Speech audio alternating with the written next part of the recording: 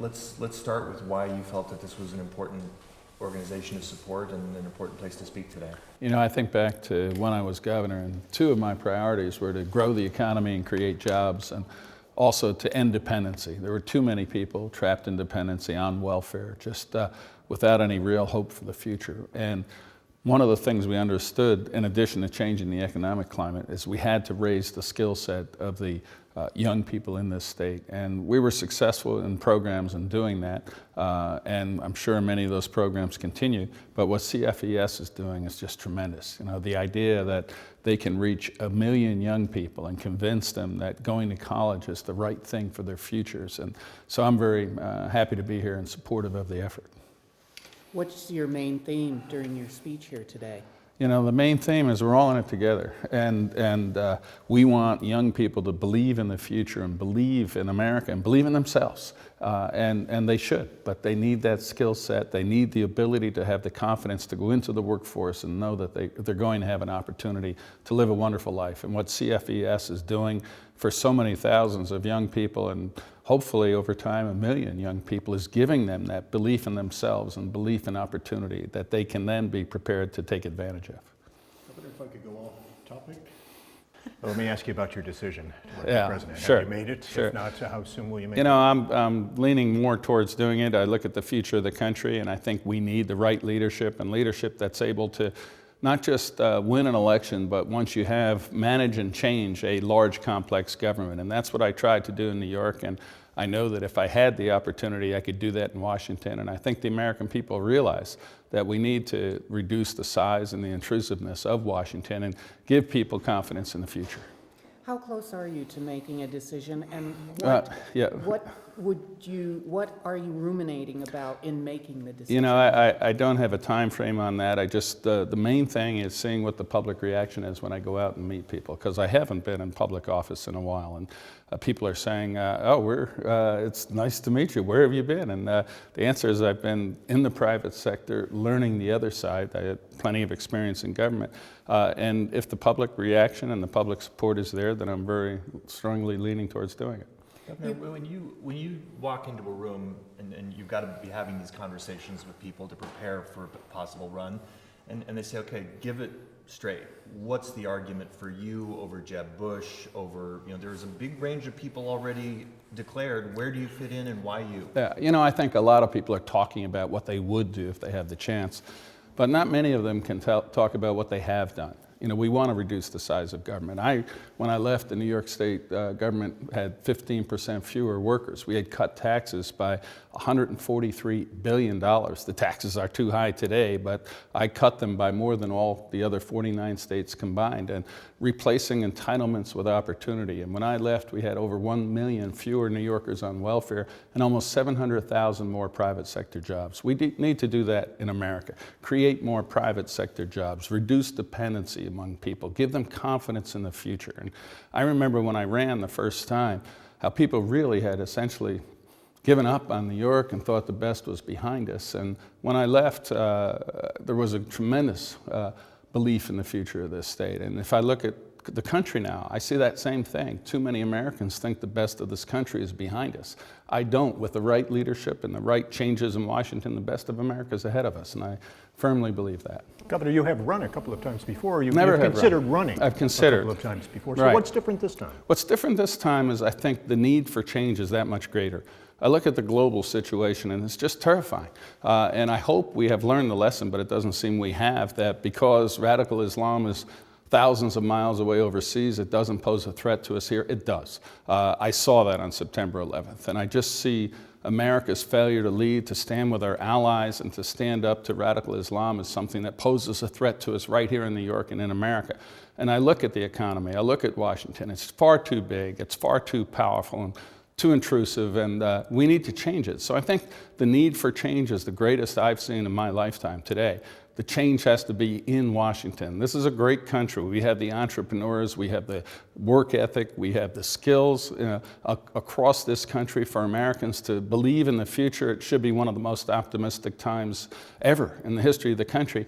And yet, because of government, people are wondering about the future. I want to take away that wonder and give them that sense of optimism. You are a some would say a more liberal-leaning Republican. Would that place you at a disadvantage with some of those that have already declared their race for the presidency? You know, I'm the only person ever in the history of the state to have been elected governor once, let alone 3 times, running as a conservative on the conservative party line. And I put in place tough policies on criminal justice, reducing the size of the government, requiring work and welfare. But I do believe that social issues that many in my party want to see Washington dictate what people in states do should be left to the states and to the people. I don't want to see politicians in Washington telling us how we have to live our lives. I'm an American, I want to make my own decisions, and that does set me apart from some of the other candidates in the party. What do you make of the current declared candidates and the ones that are considered the front runners? You know, I think there's a tremendous depth of quality in the Republican field this year, and I think that's a very positive thing. I think it's good for the party, it's good for the country to hear this range of ideas and intelligent dialogue and debate.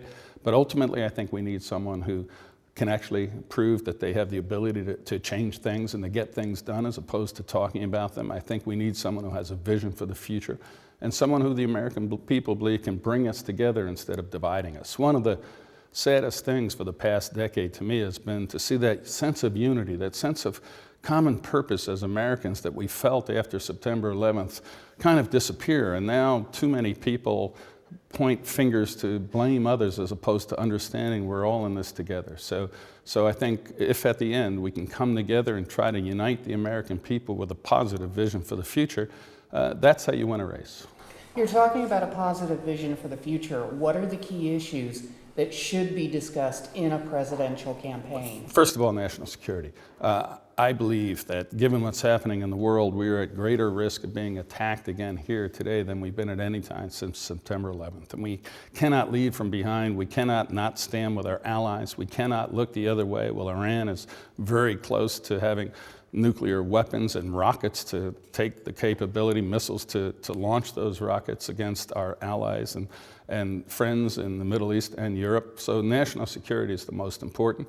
The second is to grow our economy. And to do that, we have to reduce the intrusiveness and the expensiveness of Washington. And it's very similar to what it was when I ran for governor. And New York isn't exactly a small, easy state to govern, but we were able to change that and instill in the private sector and small entrepreneurs and business people and in large global corporations that New York was the place to be.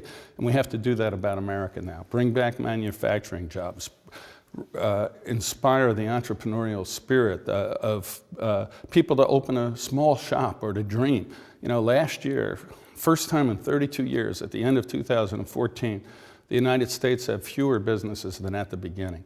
It isn't because we don't have that entrepreneurial spirit. It isn't because Americans don't work hard or are willing to take risks. I believe it's because of the heavy hand of government, the regulatory expenses, the difficulty in opening a business, the costs of operating a business. And we have to change that so that there is the sense of confidence in the future of America. And I look to the future and I look at what's happening in energy and medicine and transportation and communications, and we should look and see the 21st century as the greatest, most exciting time ever. I do. But too many Americans look in despair, and I think it's largely because of failed government leadership. Hillary Clinton, obviously she is the announced Democratic candidate right now. Debate whether The first announced candidate. The first announced. How challenging will she be as a competitor, whether it's you or another Republican running against her? And let me sure. chime in just to modify that a little bit. Sure. This is a woman you've worked with. I mean, Yes. she was a New York State, New Yes. York senator. Yep. So, I mean, reflect on that relationship as well as her as a competitor. Yeah, you know, it's easy to take political shots, and I certainly have a very different philosophy than Secretary Clinton. But when she was a senator, we worked well together. We sat down, thought what was in the interest of the future and the people of New York State, and tried to work together to accomplish that. I'm extremely disappointed in her career as Secretary of State. I think it's just been a disaster, really, for the American people. But ultimately, I think the Republicans can't just attack her. They have to have a positive vision, a message that connects not just with Republicans and independents, but with some Democrats. And certainly in New York, I had to get 1 million Democrats to win by 1 vote. I believe I had that ability to reach beyond simply the Republican base and win an election against someone like Senator Clinton. Governor, we keep hearing predictions that candidates collectively, this race could end up costing hundreds of millions, even running up close to $1 billion. $2.5 billion. Down the road, obviously the nominee would get money from the party, but at this stage, with so many candidates, such a crowded field, is money an issue? Is it a challenge to raise it, and is it a deciding factor? It's certainly, with so many candidates out there, it isn't easy to get people to support your candidacy financially. But to me, it's always been about people. When I ran for governor the first time, I was outspent. When I ran for governor the last time, I was outspent. So it's hard work, it's meeting people, talking to them, and hopefully enough resources to be able to get the message out. Now, can I ask a question? A lot of your colleagues who you worked with have left public office in disgrace. They've been indicted, in some cases convicted. And there are more indictments coming down all the time. So talk just a little bit about where you see Albany going. I'm just extremely disappointed. There are a lot of good people in Albany, but there are also quite clearly many who used it for their personal advantage, and they should be held accountable. And I think it just reflects very poorly on the culture in Albany today. I think it reflects poorly on New York State politics, and it's extremely disappointing to me. It's just been one indictment after another since I've left, and I just believe it's the right thing to have aggressive prosecutors looking to make sure that our public representatives, in fact, are putting the public interest as the only interest, and sadly, in too many cases, that hasn't been the case. Were you aware when you were working with Shelley Silver or with Dean Skelos or these others? I know they're all innocent until proved guilty, but were you aware that there was this much money and shadow in the political culture there? It was very, very difficult. Dealing with the legislature and getting the changes that we needed to have made, but and it turns out in retrospect that certainly in the case of the Speaker, according to the U.S. prosecutor, it wasn't simply philosophy; it was also self-interest and financial, and that's extremely disappointing. But ultimately, if you're the leader of a state like New York, you simply have to do everything in your power to overcome those barriers and hope that we have the prosecutorial intelligence and aggressiveness to hold people who do break the laws accountable. We had a Monmouth University poll come out recently where the respondents believed that New York State was the most corrupt state in the country. You are thinking about a run for president. Do you have any concerns that the ethics debate and problems that we're seeing in New York could put a stain on any possible presidential campaign? No, I'm not worried about that at all. I'm very proud of my 12 years as governor. I left with a team that I think was the best team in America. And, you take pride in your leadership skills, but you don't succeed unless you have good people around you. And I had people with tremendous integrity, committed to the people of New York. And I think New Yorkers appreciated that. And we left with the state in very good condition, and I think the image of our state government is certainly far better than it is today, sadly. What do you make of Governor Andrew Cuomo's trip to Cuba? I'm not going to criticize Governor Cuomo. I went to Cuba a few years ago as part of a mission, and I was appalled, to be perfectly honest. I've been to China, I've been to the Soviet Union, I've been to other states that were Marxist. Cuba wasn't Marxist, it was Stalinist, and it was just tragic to see how the party leadership was so unconcerned about the interests of the people. So it's disappointing to me that Cuba, without having to change that totalitarian Stalinist leadership, is now by the United States being taken off the list of terrorist states. He's gone there for a trade mission. Should we even consider trade then? Certainly, I'm not going to criticize the governor. I don't believe that I would have been as interested in pursuing trade with a Marxist, Stalinist state without them reforming significantly.